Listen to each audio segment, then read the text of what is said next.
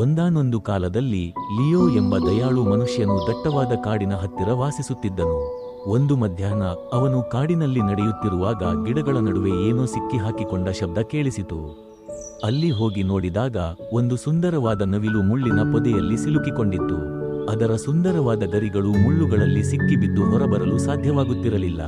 Leo ಮೆಲ್ಲನೆ ನವಿಲಿನ ಹತ್ತಿರ ಹೋಗಿ, ಹೆದರಬೇಡ ಗೆಳೆಯ, ನಾನು ನಿನಗೆ ಸಹಾಯ ಮಾಡುತ್ತೇನೆ ಎಂದು ಹೇಳಿದನು.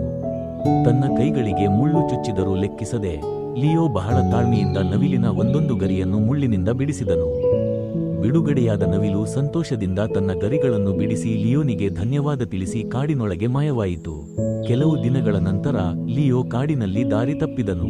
ಅಂದು ದಟ್ಟವಾದ ಮಂಜು ಮುಸುಕಿದ್ದರಿಂದ ಅವನಿಗೆ ತನ್ನ ಮನೆಗೆ ಹೋಗುವ ದಾರಿ ತಿಳಿಯಲಿಲ್ಲ. ಆಗ ಇದ್ದಕ್ಕಿದ್ದಂತೆ ಮಂಜಿನ ನಡುವೆ ಒಂದು ಹೊಳಪು ಕಂಡಿತು. ಅದು ಅದೇ ನವಿಲು. ನವಿಲು ಲಿಯೋನ ಮುಂದೆ ನಡೆಯುತ್ತಾ ದಾರಿ ತೋರಿಸಿತು. ಅದರ ಹೊಳೆಯುವ ಗರಿಗಳು ಲಿಯೋನಿಗೆ ದೀಪದಂತೆ ಕಂಡವು. ನವಿಲು ಅವನನ್ನು ಸರಿಯಾಗಿ ಮನೆಯ ಹತ್ತಿರ ತಲುಪಿಸಿತು. ಈ ಕಥೆಯ ನೀತಿ: ನಾವು ಮಾಡುವ ಉಪಕಾರ ಎಂದಿಗೂ ವ್ಯರ್ಥವಾಗುವುದಿಲ್ಲ.